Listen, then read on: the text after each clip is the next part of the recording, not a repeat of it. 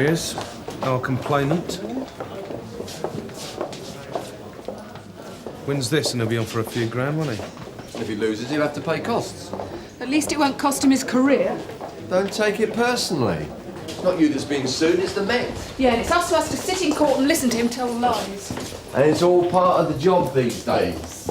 It's wicked. Music's the only thing that poor man's got. Are you sure you're all right? Yeah. OK, we get up then, shall we? Yeah, just pull it, mate. OK. I got you, right. Here we go. Oh, yeah. OK. You all right? Yeah.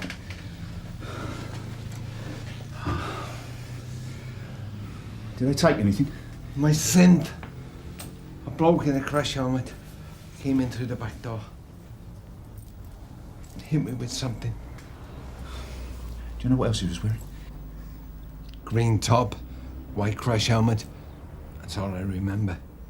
He was big though, I can tell you. Not that big. To do something like this to you. My client alleges wrongful arrest, false imprisonment, and malicious prosecution. Let's look at each one at a time, shall we? On the afternoon in question, Mr. Byrne got into an argument with his milkman. Not a fight, an argument. He was unhappy that he'd had to wait until 3:30 that day for his milk to be delivered. Mr. Byrne suffers from severe chilblains, which at the time had made it difficult for him to walk. He was therefore unable to go to the shops and was reliant on the milkman to deliver his milk on time. An argument ensued, and a neighbour called the police, fearing that the milkman might injure Mr. Byrne. The police arrived. Having had a brief word with the milkman, they went onto Mr. Byrne's property and arrested him for threatening behaviour. And as you will hear from Mr. Byrne's evidence, he was thrown to the floor with little explanation. That's rubbish. This, briefly, is the first... Excuse me, Mr. Ladd. Mr. Francis, if you'd like a short adjournment to take instructions from your client. I'm sorry, Your Honour. This, briefly, is the first issue. Was this arrest necessary? Was it a wrongful arrest? It's up to you to decide, of course.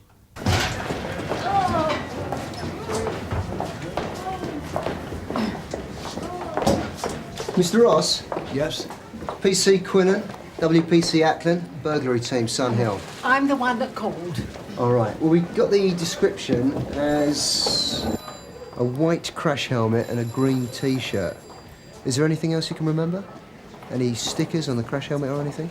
No, but he was tall and skinny.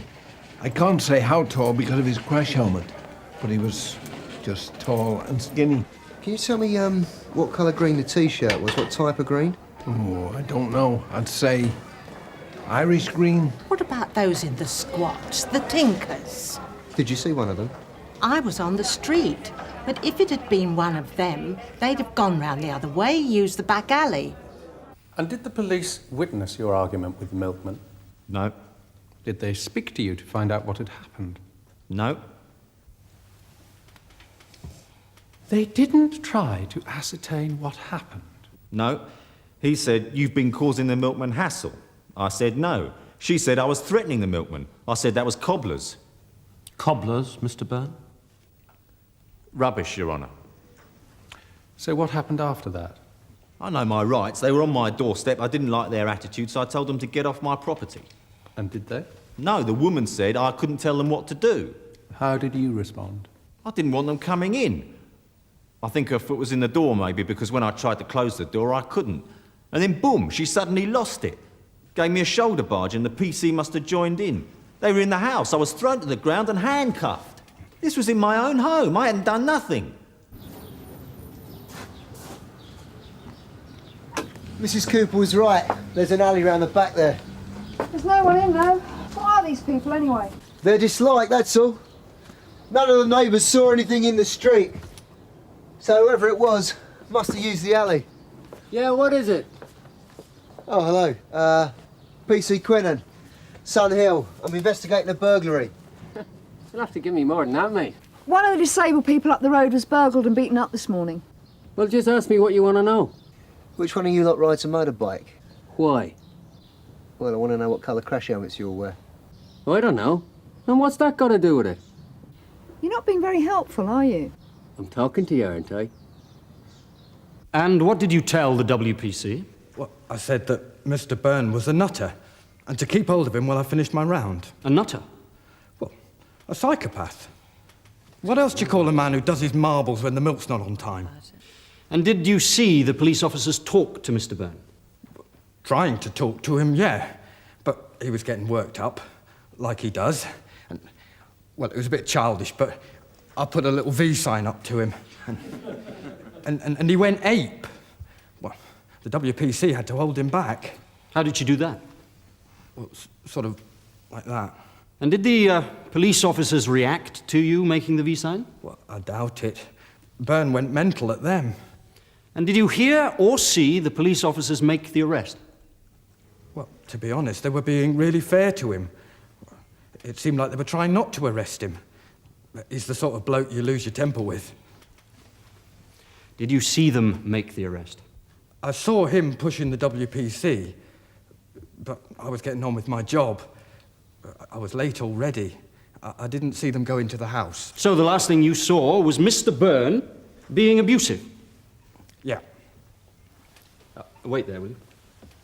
You don't like Mr. Byrne, do you? He's not my favourite customer, no. You've had a few run-ins with him, haven't you? Look, he lies about whether his milk's been delivered. Tries to con his way out of paying the bill. He's a con artist. You're not trying to suggest he's trying to con this court. He reckons he's after a couple of grand for this. That's what In he your told own me, words, anyway. he's the type of bloke you lose your temper with, and that's what happened that day. You lost your temper. The police were called. They turned up, got the wrong end of the stick. They tried to be fair to him, but they lost their temper with him and arrested him. That's what happened, isn't it? No. No. Why was the burglar wearing a crash helmet? Used the bike to make his getaway. He was carrying an electric keyboard. I mean, there's nothing in a similar ammo in the crime book. It's a one-off. I mean, the only thing he took was the keyboard. Oh, yeah.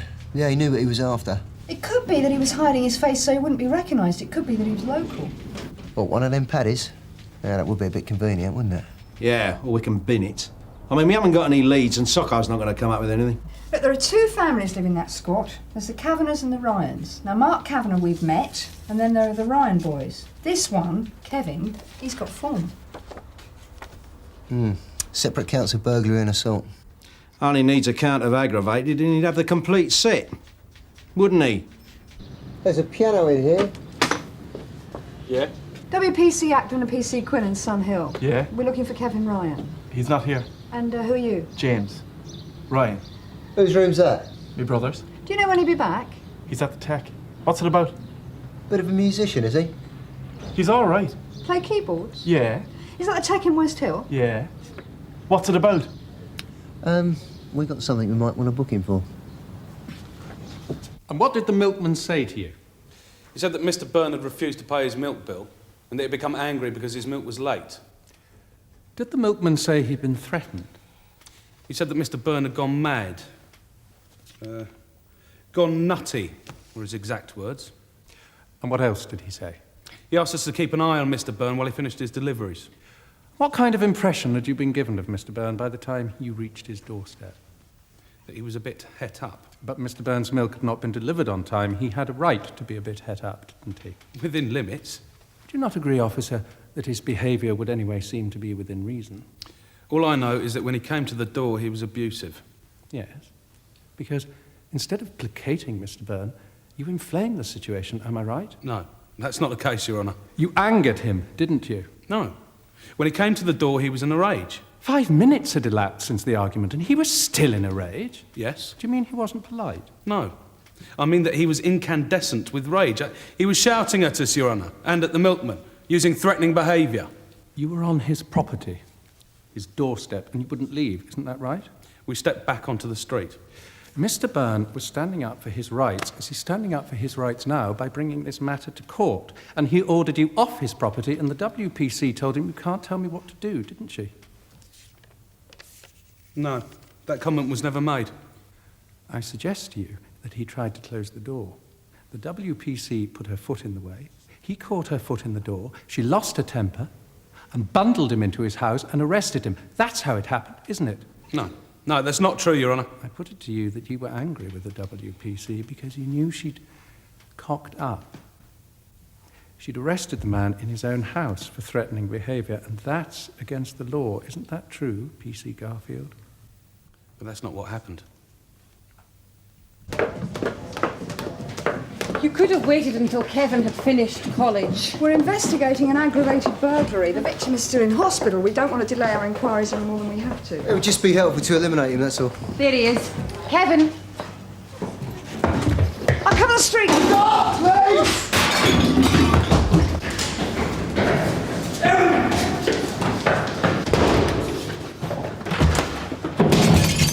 Please!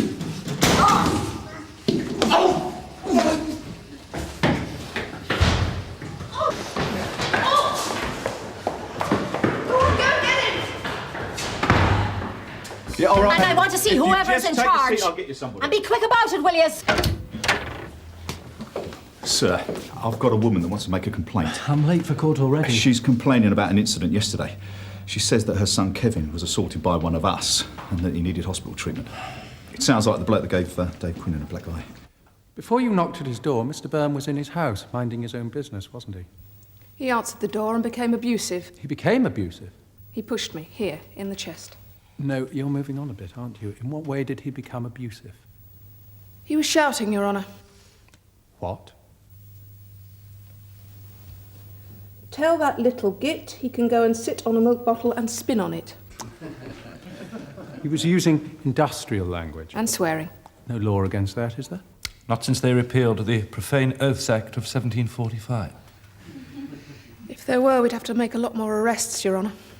So how did this constitute threatening behaviour? He was moving angrily towards the milkman. And what did you do? I put my hands out to try and stop him. To restrain him? In a manner of speaking, yes. Technically, isn't that an arrest? Technically, maybe. You say he'd moved forward onto the pavement. Yes. I put it to you that you were standing on Mr. Byrne's doorstep when you arrested him. No. That's not the case, Your Honour. You want to make a complaint, madam? I'm not wasting my time with that. My solicitor told me to sue ya, and he's bringing my son in to answer the allegations against him. If you believe an officer has behaved incorrectly, then we'll have the matter investigated. I'm not interested in that. I want compensation. You haven't got any complaint, madam, so what do you want compensation for? Are you deaf? I said I didn't want to make a complaint. There's a difference. You want a trial without an investigation? Oh, you'd love that, wouldn't you, to go off and investigate yourselves. Your mother should have told you. Too much of that makes you go blind. You and P.C. Garfield barged through the door, entered his house, pulled Mr. Byrne's arm behind his back and handcuffed him. Isn't that what happened? We arrested him on the street. He pushed me again, managed to get back into the house where we handcuffed him. You needed handcuffs, officer. He'd already escaped from us once, and he was trying to struggle. We've already heard Mrs. Swinton say that when you brought Mr. Byrne out of his house, he was not struggling, and that, in fact, you were in some dispute with your colleague. What was that about? I have no recollection of it. I put it to you that P.C. Garfield was angry with you for making the arrest. You'd had your foot shut in the door and you lost your temper. No, Your Honour. I made sure he was standing in the street. You made sure? Is there a note in your notebook to that effect? Take your time. I've written he was standing in the street. You never went so far as to write you made sure he was standing in the street, did you? No. And yet you were keen to mention the phrase 3 times. Let's read them together. He stepped into the street. He was standing in the street. He left the street. When were these notes made? As soon as was reasonably practicable. After my client told you he intended to sue. We had a call to a major incident. No doubt, officer. But would you mind answering the question? How long is it going to take to check me on a boy? Can't you see there's no way I could have done it? I was resitting me GCSEs. So why did you run when you clocked the officers in the college? I didn't run. I didn't even see us, as it happens. The first thing I knew, your mate was jumping on me back. You must have seen us. No. I went to the toilet, because I was feeling sick. Sort of nauseous, is that the word? Yeah, exactly the way I'm feeling now. Look, I don't have to talk to you. I'm just telling you what happened, right? I was at the basin, but I couldn't throw up. So I went to the window to get some fresh air. And the next thing I know, as I said, your mate is jumping on me back. And of course, you had no idea he was a police officer. No. You never heard him shout police? No, I had me headphones on. You were not wearing headphones. You probably didn't see them. They're very small. Sergeant Cryer, as an experienced police officer, you will know, will you not, that to detain a man for any period longer than necessary after his arrest constitutes a false imprisonment. Yes, sir. Why then was it necessary to deprive Mr. Byrne of his liberty for 6 hours? I talked to Mr. Byrne about what had happened. I told him he would be cautioned for the offence. I told him he would then be released. He refused the caution. Why did he refuse a caution? You'd have to ask Mr. Byrne that. To have accepted a caution would have meant an admission of the offence, would it not? Yes. And he told you that he had been falsely arrested and had not used threatening behaviour, did he not? That was his opinion. Once more, he knew his rights. He knew he could refuse a caution, but you spent the next 6 hours trying to persuade him to accept a caution. Why? We gave him time to think about it. He was very worked up. Mr. Byrne was threatening to sue the police, and you knew if you could get him to accept a caution, you would seriously undermine his case. Is that not right? No. After 6 hours, he had refused to accept the caution. You had no choice but to charge him or accept that you were in the wrong. That is what happened, is it not? No. I think they've got enough evidence to be able to charge Ryan with assault on Dave Quinnan. Yeah, but he came to the station voluntarily, Gov.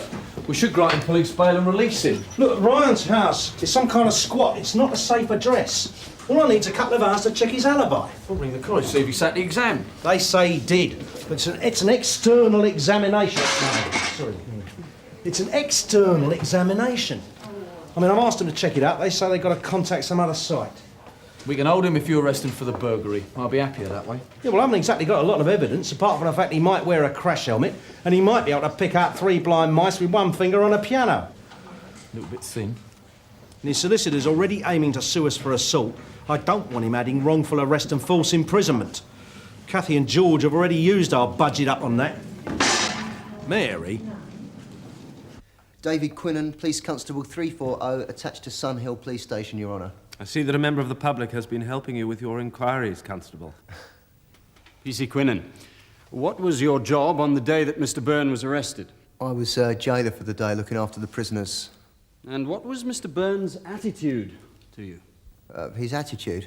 Well, I would say he enjoyed complaining to me. Was he complaining a lot? Yeah, well, some people are like that. And did he say to you that he was going to sue? Well, people who come through the back door often do. I mean, they're just saying that they're angry. Most of them don't even make a complaint. Did it worry the other officers that he was threatening to sue? Well, it would only worry you if he had grounds to sue. And he didn't. That's right, Kevin Ryan. Candidate number 1694. While I'm waiting, you can give me the Chief Superintendent's number. I intend to make a formal complaint about your fellow officer's conduct yesterday. Yes. Yes, I'm still here. We are investigating an aggravated burglary, you know. An attack on a disabled man. Well, that doesn't give you authority to punch and beat up a student. My officer, while Kevin Ryan was trying to make his escape, was smashed in the face with a crash helmet. I mean, I think that under the circumstances, he used reasonable force to restrain him. The poor lad is innocent. Well, he might be. But we definitely had grounds to question him. He fits the limited description given to us by the victim. He lives local to the crime. And I have to say, he is well known to us. My officer tried to speak to Kevin Ryan and was smashed in the face. All right, he might have gone in hard, but under the circumstances, I think he used reasonable force. Don't you? Well, that all depends. On what? On whether you had the right man or not. Yes. Thank you. Well, the examiner has confirmed Kevin sat his exam. So, can I have the number of the Chief Superintendent, please? In addition, he alleges malicious prosecution. I don't know what to say. One can't help wondering if Mr. Byrne hasn't brought all of this upon himself. He seems to find it difficult to believe that he is in the wrong, But he is, and has been ever since he was, I submit, quite properly arrested. Do you think this will affect my chances of promotion? I wouldn't worry about it, Dave. You never had any chance anyway. I thought I had reasonable grounds. But you know how it'll look in court. Look, you acted in good faith. Come on, let's go around the back.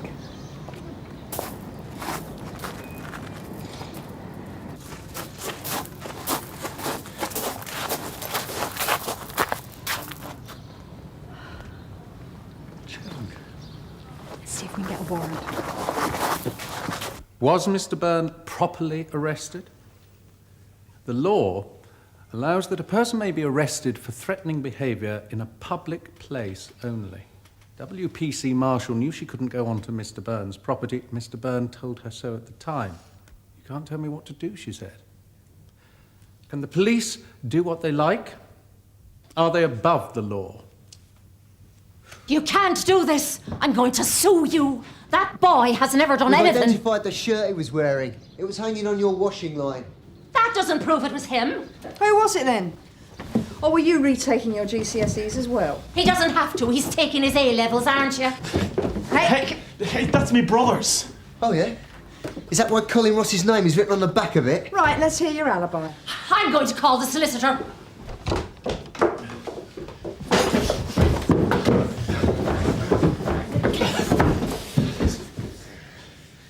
What's going on? Ma washed your green shirt. Look, it wasn't me. I'm not the Egypt in the family. What are you doing? Shut up, will you? No, you shut up. I'll do your GCSEs for you, but I'm not getting a record for you. No, that's you, fella. I thought I was giving you a qualification, not an alibi. Where should we start? Assault on a police officer. Your Honour, the jury has come to a decision on only one of the questions. Was it necessary to detain Mr. Byrne for 6 hours after his arrest? We answer no. Thank you. I'm sorry. In that case, ladies and gentlemen of the jury, can I ask you to retire once more, in the hope that you might come to a unanimous decision on the other questions? Please rise.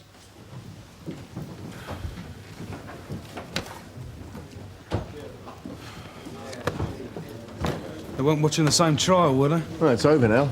It is for you. They haven't made up their minds about wrongful arrest yet. Well, they found liability on one issue. They won't have to answer the other questions. We're told to settle out of court. Why? That's usual Met policy now, so Joe Public don't know how much we paid out. But the jury may have found that we correctly arrested them. It doesn't matter now. It does to me. We were in the right. Why don't we take him to court for being wrongfully sued? Maliciously sued.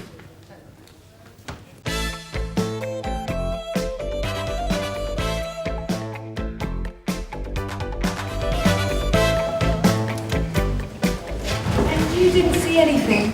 First thing we knew about it was when that officer came in and asked me if I knew where it was. Right, sister. Yeah, go ahead, George. Any sign of picket? No, nothing at all. We don't even know when he legged it. I see. Well, what did the prison officers have to say then? Nothing, George. They were asleep. Okay, Tony. The sergeant steals onto DCI Meadows now. Gone over to the prison. Stanford Page still checking at the hospital, sir. We're sending an area car over to Janie Pickett's place now. Sierra 1 from Sierra Oscar. Sierra 1 receiving. Yeah, Janie Pickett's address is 5 at Cost Crescent. Her old man's escaped from St Hugh's. George, get Lyons and Woods at home, would you? Mr. Meadows wants them over at Janie Pickett's place. Sarge. I thought you had hospital here. They closed it. Besides, he'd had concussion and couldn't breathe properly. Franklin gave him a real going over. This Franklin, what's he in for? Drugs. How long's he been on remand? 6 months, just a bit less than Pickett. And they shared a cell all that time? 16 hours a day, 7 days a week. Wasn't Pickett down for that building society job? Yeah, about 6 months ago. Big haul, was it? 42,000. Hardly seems worth it. Pickett gets more desperate as he gets older. Time was when his size used to frighten people to death. This time it's a sawn-off. Oh, desperate times, Tosh. Andrew Franklin. I'm DCI Meadows from Sun Hill. This is DS Pearce.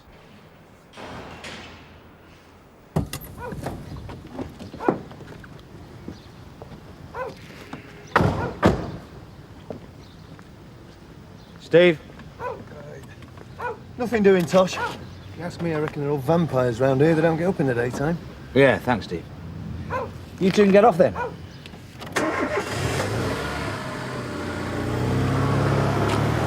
Come on, Franklin, you did it. You laid him out. You prove it then. Look, all I'm interested in is getting Pickett. Yeah? So why are you going on at me? You get me dragged out my cell. I miss breakfast. Look, I don't care about your breakfast. I just want Pickett. Now, you worked him over. If you carry on like this, assault will be added to your drugs charges. Yeah? I'll fish out everything I can on you, and we'll really go to town. You listen to me. I got my MP on those drugs charges, and the way Barton Street fitting me up, so you ain't shaking me. You want to try me, Franklin? What if I did it? I'd like to know why. What you offering? You'll save yourself a whole lot of aggravation. That's all I can offer you. So, you hit him, gave him a going over? If you say so. Why? I said, why? 'Cause he's a racist pig. So, you put him in hospital? Yeah, I put the slag in hospital. There's only so much you can take, you know. Like having killed a tow rag.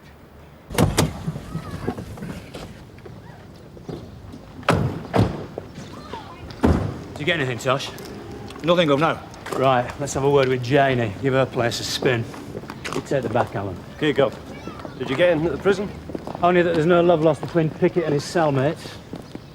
The night orderly officer decided Pickett should be taken to hospital. You understand, we couldn't take any chances. You and Jeff Coulter went with him as escorts. And we stayed on as bedwatch. So, what happened at the hospital? Well, Pickett had his x-rays and that, and then they gave him a sedative, and he went out like a light, and Jeff Coulter took a nap, and I just fell asleep. I must have gone just like that. And then I woke up about 6:20, Jeff was still fast asleep, and Pickett had gone. I'm sorry. You're supposed to be watching him and you just fall asleep. And you never make mistakes, Sergeant Morgan? You never pull in the wrong person? As far as you know, did anyone try and visit Pickett while he was at the hospital? His wife? Or anyone? No. It all happened so quickly there was no time to tell anybody he was there. Not even us. Janie Pickett? Yes. I'm DCI Meadows from Stonehill. This is DC. Posh lines, I know him. Janie, can we come in, please? Have I got an option? Not really. Go on through, Mr. Lyons knows the way. Thank you.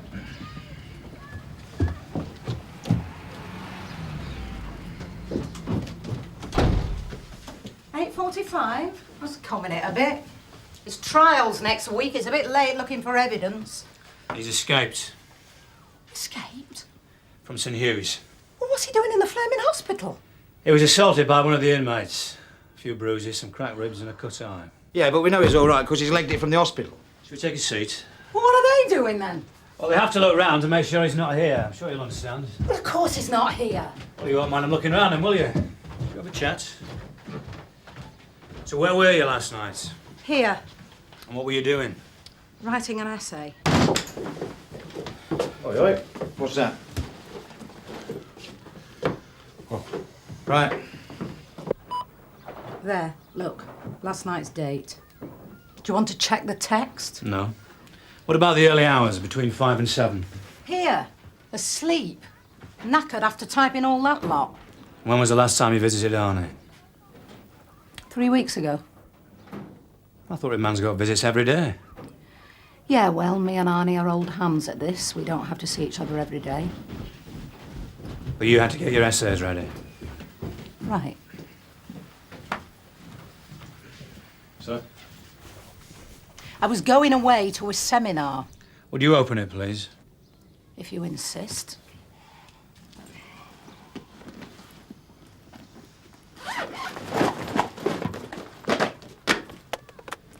Satisfied?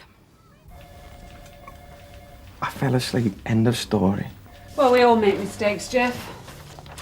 But there might be something you remembered, something back at the prison. Sorry? Was there anything in particular Pickett and Franklin argued about? Well, not that I'm aware of. When I was on their wing, they always seemed to get along okay. No trouble at all. What do you reckon, Gov? Well, I'm not sure she knew about the escape, but I'd like you two to stay here in case she makes a move. Right. Meadows from Morgan. Joe, Meadows. Not much from the sleeping officers, sir. One of them reckons Pickett and Franklin got on all right. We're bosom buddies. And what was the name of the other prison officer? Coulter, sir. Jeff Coulter. Right, I'll have a word with him and Franklin, because one of them's messing us about. The state of this place. It's all that education stuff genuine. She does a course every time Pickett goes away. So with all that stuff in there, she must be expecting them to go down there. Yeah. Hang on.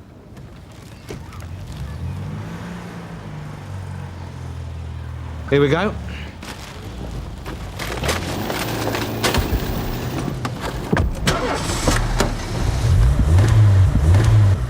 After Helen. Sierra Oscar from Sierra Oscar 9. Jamie Pickett last visited Annie Pickett 3 weeks ago, but he's had regular visits from a Paula Francis 3 times in the last week. No description, I suppose. Sorry, sir. And you're absolutely certain that Franklin and Pickett were okay? Positive. And I've checked with some of the other lads. Right, thanks, Jeff. I'll see Franklin now.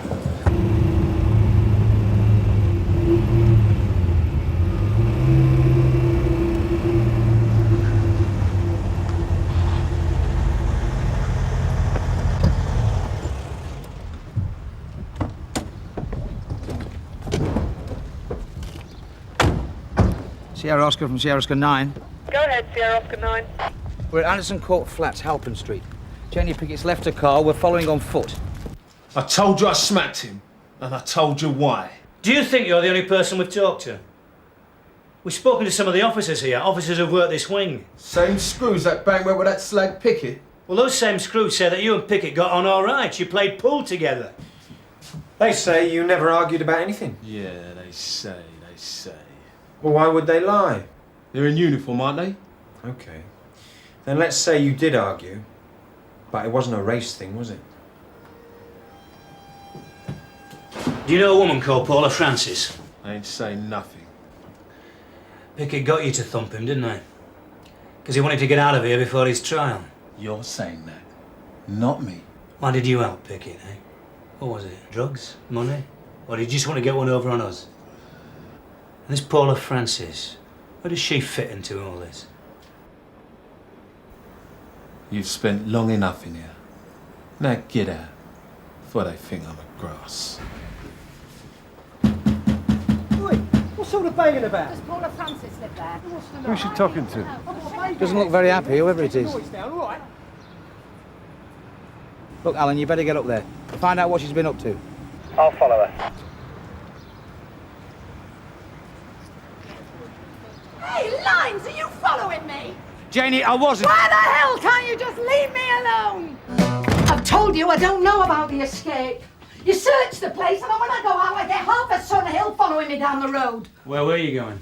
We're not in a police state yet, are we? You've got to see it from our point of view. The minute we leave, you go off heading down the street. It was private. A private visit to a flat used by prostitutes? DCI Meadows from Sierra Oscar. Are you free to speak, sir? Excuse me. Yeah, it's that Paula Francis query. She's 22, single. Previous goes back to 15, mostly shoplifting and prostitution. Last known address, 73 Anderson Court Flats. Over? You there, Joe? Go ahead, sir. I'm still at Janie Pickett's place. Now have a word with Donna and see what she can tell you about a Paula Francis.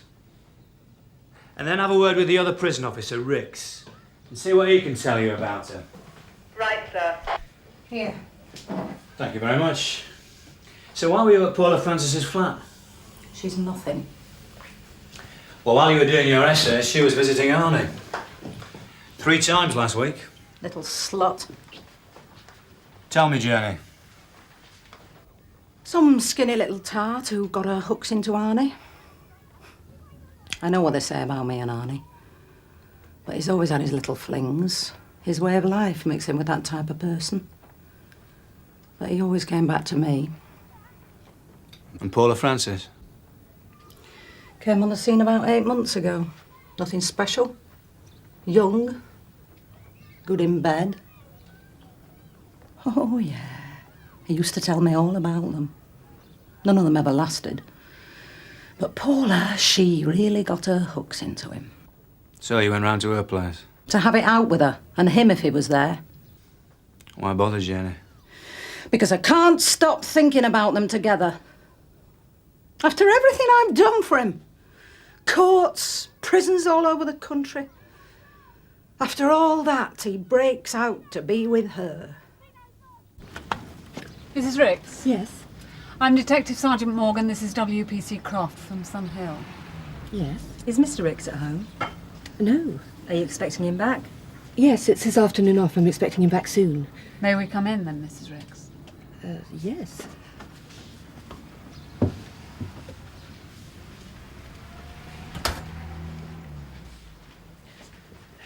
You'll have to come in the kitchen. I'm washing.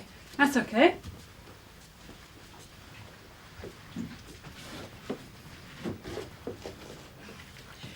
You're here about the escape, then? We just need to have a word. That'll be him now. I'm back. Anybody call?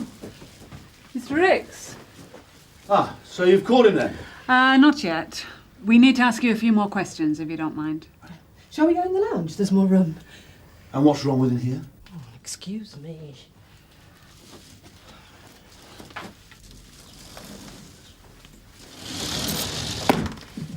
Mr. Ricks, do you know Paula Francis?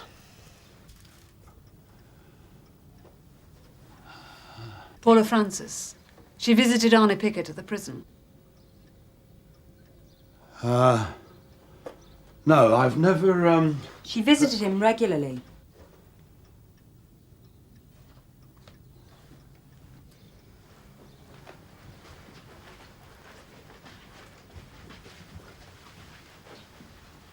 You do know her.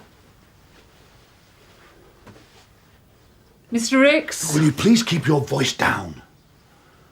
My wife. You were a customer. Yes. Regular? Yes. Did you know she visited Arnie Pickett? No.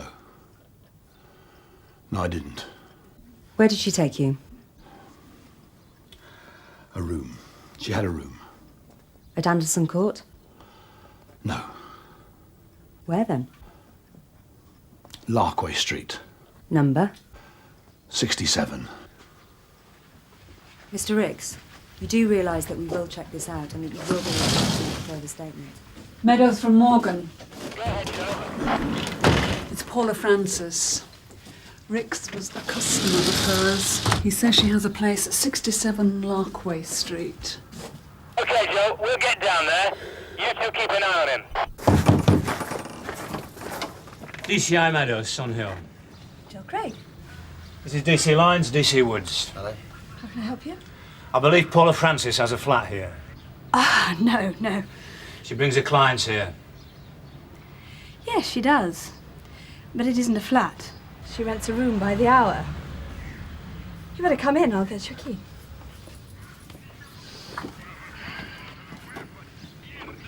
It's all right, boys. Just someone for Mummy.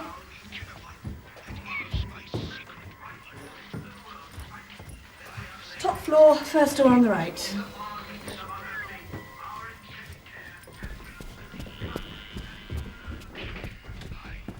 Is Paula in trouble?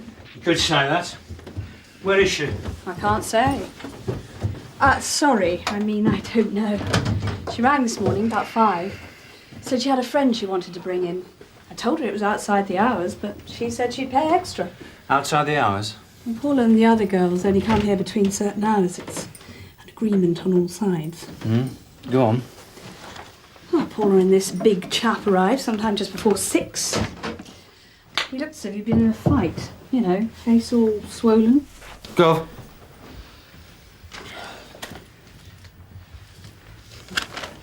When did they go? Must have been about 8:30. They're gone by the time that Jamie, that's my eldest, went to school. Didn't you find it a bit strange? Presumably most of the girls are in and out within the hour. Paula had paid me the extra. You know it's illegal to run a brothel. I'm on my own. I've got no job. I have 3 small children. It may be against the law, but it gets me by. So she was his bit on the side. Things are difficult at home, so he goes with Paula. And she goes with Pickett. Sarge. Doesn't matter where I'm Yeah, going. I see him. Don't suppose he knew that. Will you get off my back? Didn't want to know more like. Meadows from Croft. Go ahead, Suzi. It's Rick, sir. He's on the move. Silver Peugeot Estate, Foxtrot 438 Kilo Victor Whiskey. Any idea what he's doing, Suzi? No, but he took off like there was no tomorrow. OK, Suzi, you and Joe stay on his tail. Right, sir. Let's go with this, Josh. Right. Ricks is heading towards Downs Road, multi-storey car park. We're following. We're nearly there, Suzi. Just watch him. And Tosh, don't do anything until I say. Right, Gov. So we're leaving level 6 now onto level 7. He may be going to the top. OK, I've got that, Suzi. We're just leaving level 8 and coming up onto level 9 now. He's parking up. OK, Suzi, we're on our way up. We've parked opposite. Tosh, car behind us. I'll park up. That's him. Pickett's on his way in, and he looks like he's got Paula Francis with him. Let him pass you, Tosh, and wait on level 8A. Right, Gov. Any sign of Ricks? No, sir. He's just sitting there. OK, Suzi, keep your eyes peeled.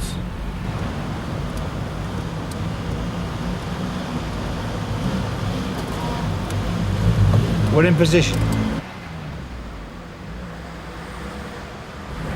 We can see you, sir. OK, Suzi.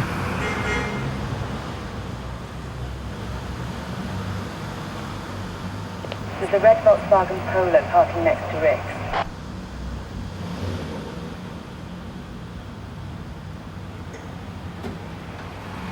Ricks is getting out. Hold it, everyone. This looks like our man. Wait for it.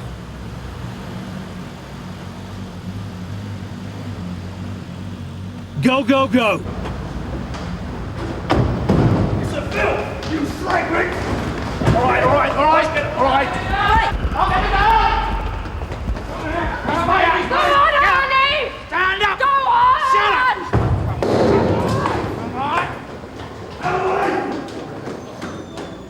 Come on! Stupid fool! Come on! You slag! You brought them here! You served! You pathetic! Come on! You got in the bag, Ayla? Shopping, innit? Only give you a big allowance, does he, eh?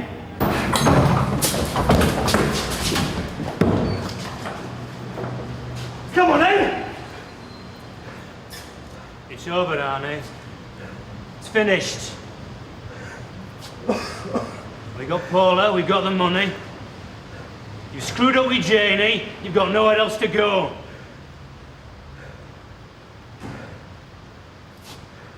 Right, let's have the envelope.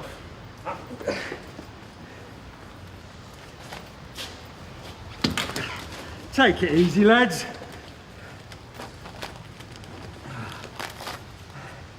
Passports. I hope she was worth it. Paula Francis. She was just there. Someone in the pub over the road after work. Someone to have a drink with. Someone to relax with. She didn't expect anything. But you were a customer. Yeah, I slept with her. And I paid for it. So what happened, Martin? Do you know how long I've been in the service? 20 odd years. And for what? Did all the rubbish jobs, took all the overtime going. They still wouldn't promote me. Go on. When they stopped the overtime, I couldn't keep up with my payments. And then when I did get promoted, the extra cash didn't help. So I had to borrow some more. And you still didn't tell your wife? And when the banks wouldn't help, I went to the lenders. You know what happens with them if you don't keep up your payments? They break an arm. Then another arm. And you still didn't tell anyone? I just couldn't. He told Paula Francis. She seemed to understand. And then she told Arnie Pickett. Yeah. Arnie Pickett. And you got Paula Francis? Yeah, she met him at the hospital, then took him to some room in Larkway Street. And the building society money? Well, most of it was in their car. Served the little tart right. Why'd you stick with him, Jenny? Love.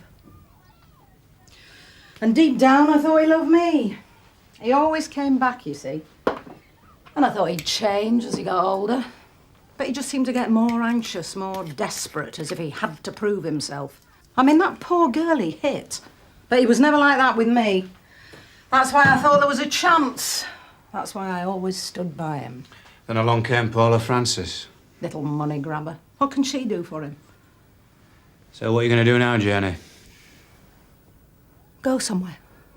Be a mature student. Take it from there.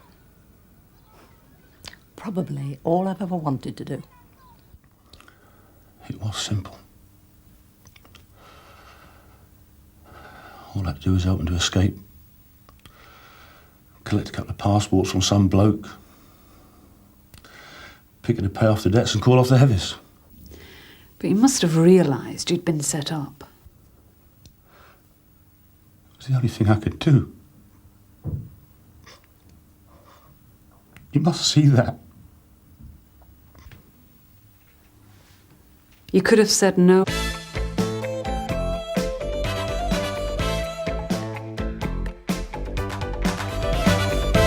Excuse me, please.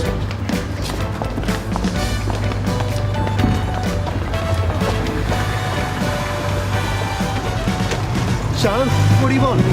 Not now, Reg. Oh, I see. A little bit of a slap, was it? Just leave it, will you? I think you're overreacting, sir. On the contrary, Andrew. I'd say 10 complaints in 2 months was reasonable grounds for concern. A slight increase. As much a product of good arrests as anything. A worrying trend is what I think Mr. Brownlow will call it. Take Garfield. An isolated incident. The black cab made an illegal U-turn and jumped a red light. Now the driver's trying it on. Smart man, Garfield. Good disciplinary record. Blokes like him are my yardstick. When they start to go wrong, it tells me something about the relief. With respect, sir, I think I'm in the best position to judge the discipline on my relief. I quite agree it's your responsibility, Andrew. Hence this little chat of ours. Well, of course I stuck him on. I'll do it again. I don't know what Cato's thinking about. A complaint like that could go either way. What do you mean? He came out of his cab effing and blinding at me like it was my fault. Yeah, but look, it's rule number one, isn't it? If they get lippy, don't rise to it. It's just playing into their hands. You're giving him a result he was after. So I utter a few choice phrases and that makes him pure as the driven, does it? Well, no, but it's a bargaining tool, isn't it? You drop the prosecution, Motormouth forgets about the complaint. Well, it's got to be worth a try, isn't it? Yeah, well, he can go and get stuffed. Cato with him.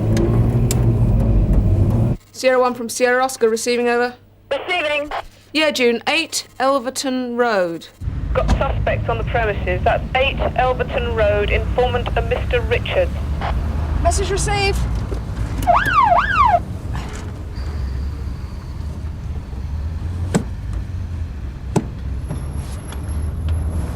Get everything, did you?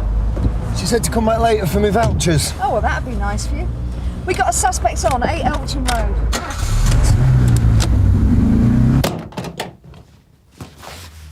Excuse me, sir. Good afternoon, sir. Trouble with A-Relief? No, sir. Just making a point. Well, you obviously know what you're doing.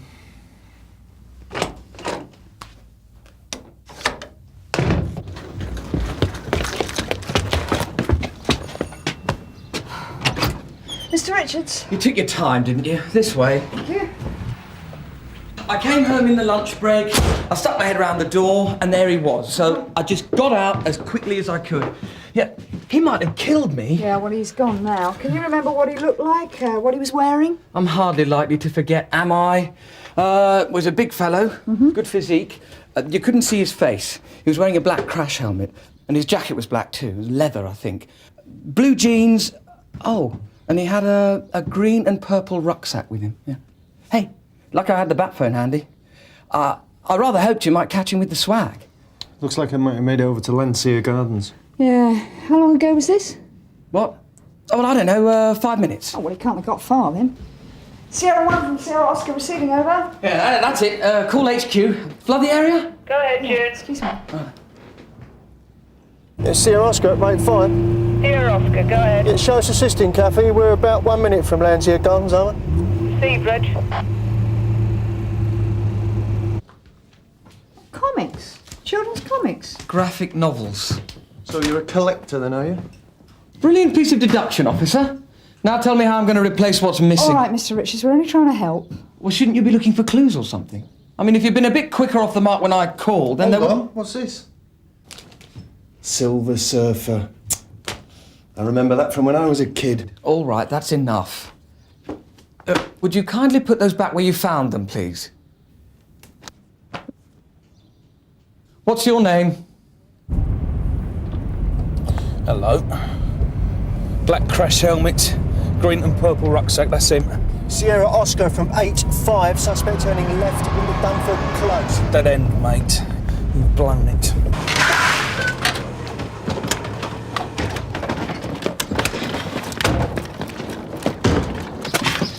Reg, go around the back and try and cut him off. OK, George.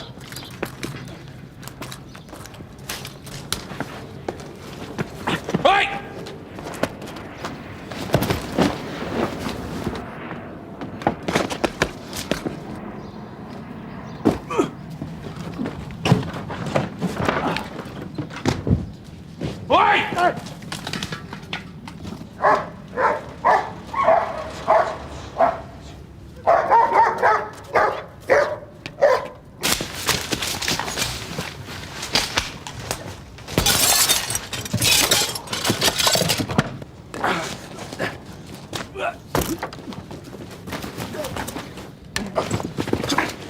What's going on? Can you give us a hand here, please, mate? Get back! We're your next, Jesse! I mean it! Keep away! Come on, mate! Grab his other arm! Oi, hang on! Oh!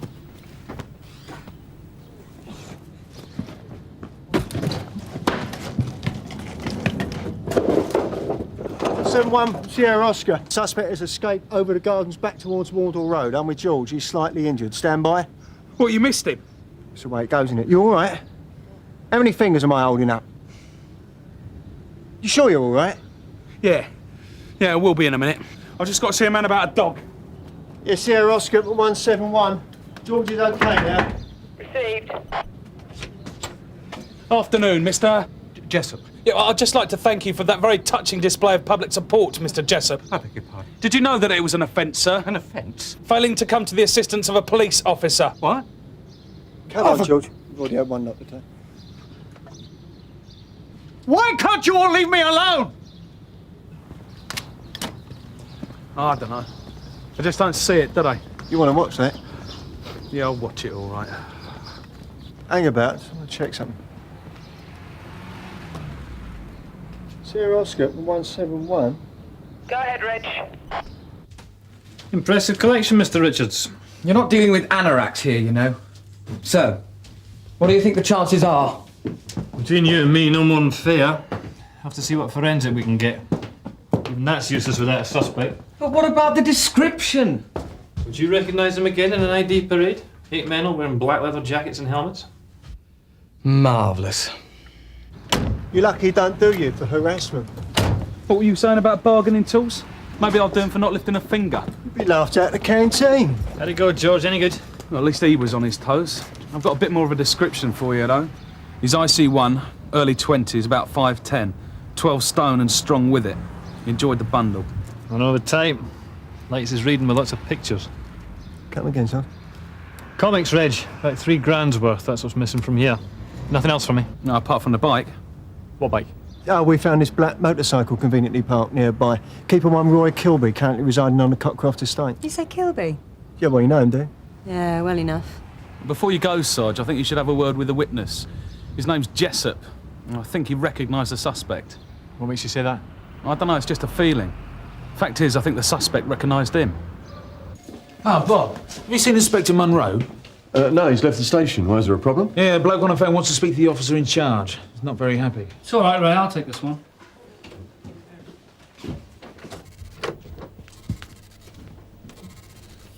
Hello, Chief Inspector Cato. Who am I speaking to? Oh, Mr. Jessup, how can I help you? When exactly did this happen?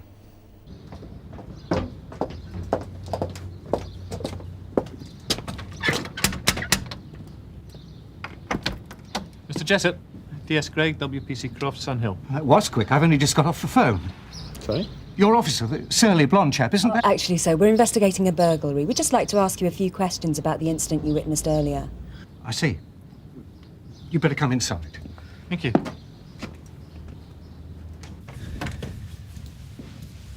Gosh, you don't see so many of these things around. Everyone's into electronics these days. Do you play? Yeah, jazz clarinet. It's a sort of love-hate thing. This is ambitious stuff. Are you a professional? Not so you'd notice. I teach music in the reptile house at the local zoo. You'd know it as Rudkin Road Comprehensive. Why aren't you there now? Luckily, I was spared the ordeal by the timely onset of a nasty tummy bug. Well, why not? Kids get away with it. It's funny, you don't expect it from the teachers, though, do you? In an ideal world, perhaps. Not one where respect and discipline have all but disappeared. Wouldn't do if we all felt that way. Coping with thugs might be part of your job, Sergeant. I don't much care for it myself. Is that why you refused to help the officer earlier?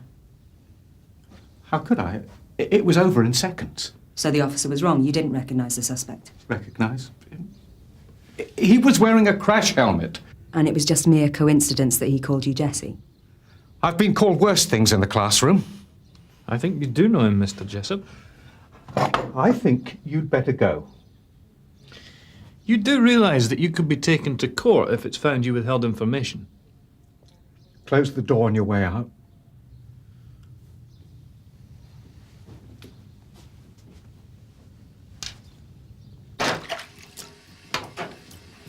Surprised to see you still skulking around here, George. What with Cato after your guts and all? Leave it out, Sarge. I've been to see the FME. Cato had me in earlier about the cabbie. Did his pieces over it. Cabbie? Nah. This bloke wasn't a cabbie. School teacher. Bloke named Jessup. Ring any bells? Oh, no, he hasn't, has he? I'm afraid he has. It's just not your day, is it, George? Sunhill CID. Is Roy Kilby in? He was in and out earlier. He's been out all day looking for work. What kind of work's that? A brain surgeon. Would you think? A bike mechanic. I can see he's good with his hands. Can you tell us where your husband is now? Down the snooker hall, most likely. Thank you. What's she been saying? Nothing. So far. You on a motorcycle? Registration B412BGK? You know I do. Or else you wouldn't be asking. Would you mind telling us where it is? Don't get your hopes up, shortcake. You got nicked last night. I told Siobhan to report it this morning. The dizzy can never. And she can confirm that, can she? She better.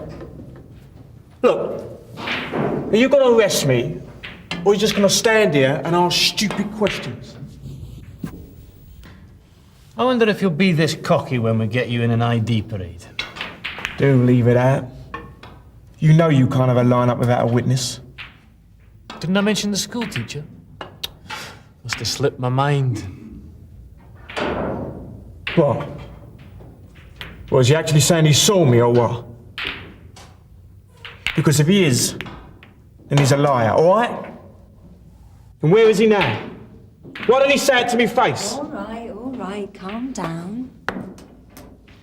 Look, is that enough? Can I get on with my game now? Only I've got money on this, see?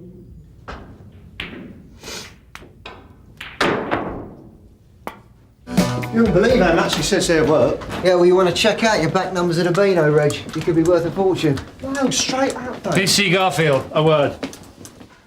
Yes, sir? Get out of bed on the wrong side this morning, did we? Sir? Or going for some sort of record, perhaps?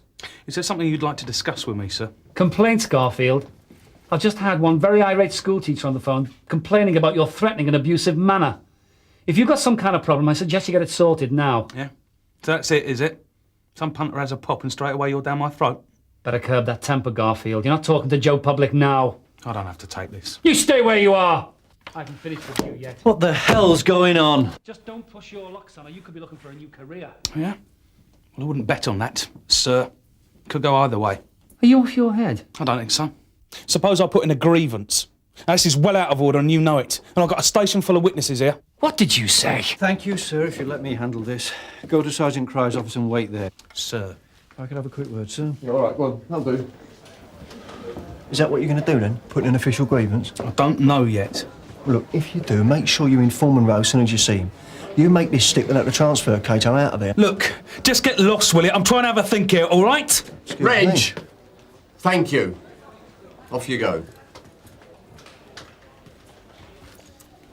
Are you sure you know what you're doing? Not 100%, no. Then a bit of advice. Don't do anything till you're sure which way Mr. Cato's going to jump. Sarge. If you're going to tell me to keep my nose out of your relief, Andrew, then don't bother. Not at all, sir. Just like to know why you didn't wait and let me know first. Do I actually need your permission to reprimand one of your officers? No, sir, but I wouldn't expect you to do it in the full hearing of the whole station. That wasn't the intention. Garfield became abusive. Hardly surprising, is it? He's entitled to the privacy of a formal interview and representation if he wants it. You showed him less consideration than an arrested person. If we let bad behaviour go unchecked, then we appear to condone it. Besides which, I will not be spoken to in that way by my subordinates. All right, I'll speak to him. I suggest we keep it informal. Not good enough. I want it done properly. Disciplinary charges. I wouldn't advise that, sir. Garfield may take grievance procedures. Let's be clear, I've no intention of being blackmailed by the likes of Garfield. If he wants to get into an arse-kicking contest, then he'll lose. I don't think so. From what I saw and heard just now, he's got a pretty strong case. He'd win, sir, because I'd be supporting him. And we both know what that could mean. I still say you should get yours in now. Evidence of an early complaint. Back to bargaining tools again, are we? Well, you're definitely in a stronger position. Oh, yeah? How'd you work that out, then? Disciplinaries can take months. With a grievance, they've got to give you a result within 2 weeks. From Sierra Oscar receiving. Sierra 1 Look, receiving. they can get rid of chief inspectors like that these days. On the other hand, if it all goes wrong, well, you're really in the old. Do you mind? This is my career you're bargaining with. 9A Langholm Avenue, attempted arson. Informant a Mr. Jessup. Jessup? What's he up to, then? Be about another 10 minutes yet, Kathy. Sierra Oscar 85. Can you show us the system? We're just round the corner. Thanks, Reg. Yeah, right. OK, thanks very much. Oh, Bob. A little job for you. A rumour control over that earlier business. Now it's under control, sir. Did you have a successful meeting? Let's just say Mr. Cato is currently reviewing his options. And what about Garfield? Oh, he knows the score. I've sent him out to cool down. Good. See if we can't nip this in the bud. Right. Oh, by the way, it wouldn't hurt if Mr. Brownlow was made aware of the situation. Have to be unofficial, of course. Couldn't be me. Yeah, I think that can be arranged. Look at my piano. Not safe in your own home. That lunatic could have killed me. Oh, really, sir? Which lunatic is that, then? Petrol. He poured it through the letterbox. Why didn't he just light it and have done? Just a frightener. Not that you need it. I'd say you've been very lucky, Mr. Jessup. Lucky? Yeah. That could have been you. Now, if you'd have cooperated when we'd asked you to, this might not have happened. Did making that complaint make you feel any safer, eh? I was right, wasn't I? What? You know what I mean. That bloke that was here earlier today, the one that did all of this. You know him?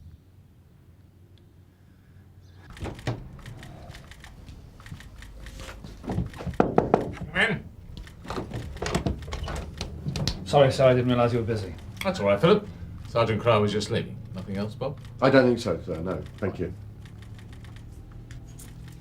Mr. Cato? Come in, Philip. Shut the door. You keep order as best you can. Then one day you lose your temper with a pupil and it's you who comes off worst. These days, many of the 16-year-olds are stronger than you are. You were physically assaulted? During detention. Just the two of us. No witnesses. He told me what he'd do if I reported it. Anyway, I approached the headmaster and the boy was expelled. That was almost 4 years ago. What was the lad's name? Wait, I haven't finished yet. Nothing happened for a month or more. Then one evening, I was walking back to my car. I turned round and there he was. This time he did the job properly. I was in bed for a week and a half.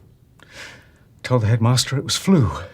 You could have called the police, you know. That is what we're here for. I saw no point in raising the stakes still higher.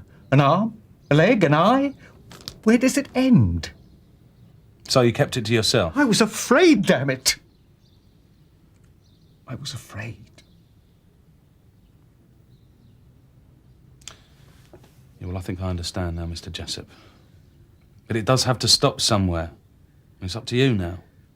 You can either accept what's happened and go on accepting it, or you can try and do something about it. Do you think I don't know that? Right, well, so what's it to be then? It was that ex-pupil in your garden today, wasn't it? Yes. And you're absolutely sure about that? I'm sure. The build, the eyes, most of all the voice. Jessie. It seemed to flick a switch that brought it all back. Kilby. OK, George, I'll let dear Greg know. Thanks, Kath. We're going to stay in the area for a bit, just in case. Right you are. Just let me see if I've got this right. You lose your temper in front of the whole of A Relief, and you want to know if I'll back you up if it comes to a grievance. Is that it? For the sake of good order and discipline, yes, sir. Do you consider holding a disciplinary hearing at full voice in the centre of the station conducive to good order and discipline? No, sir, but there are lessons to be learned. Yes, I know that, Philip. I just hope you've learned it. Don't you realise there are people at area just waiting to see how this new grievance procedure's going to work? Now, my advice to you is to make your peace with Garfield and put this complaint down to experience. And that's your advice, sir? Yes, Philip, it is. Be ashamed to have to change the management team here again so soon. Don't you agree? God, what's that?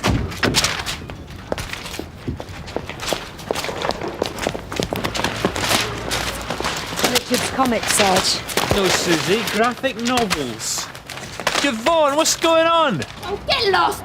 Caused me enough trouble already! Where's Roy? Gone for his music lesson.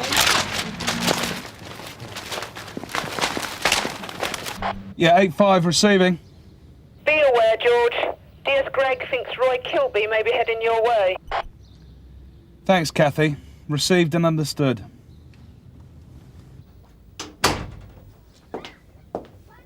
Is that a lot? More or less. All right, Siobhan, take your time. Just tell us exactly what happened. He said I ought to know what had happened for talking to the police. He said he'd kill anyone who grassed him up. He'll turn up now, is he? Listen. Where's that coming from? It's the rear door. He's come round the back.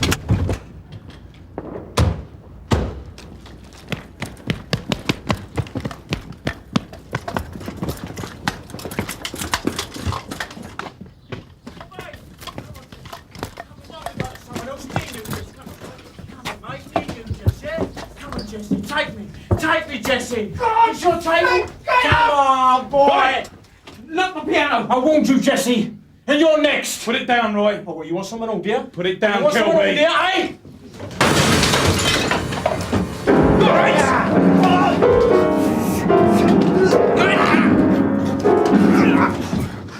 Yeah, you're next! Music teacher! Nice one, Mr. Jessup. Come on.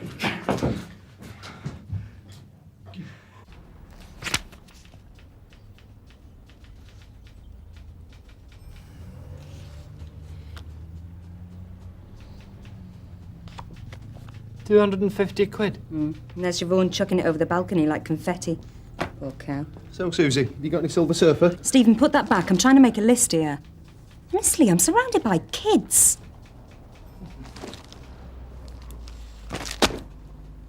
Working late, sir. Papers to look over, Andrew. You heard about Garfield's arrest? Yes. Mr. Jessup called me a moment ago to say he now wants to withdraw his complaint. That's his prerogative.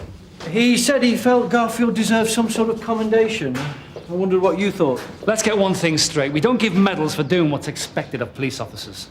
In my book, Garfield was only doing what was expected of him. No more.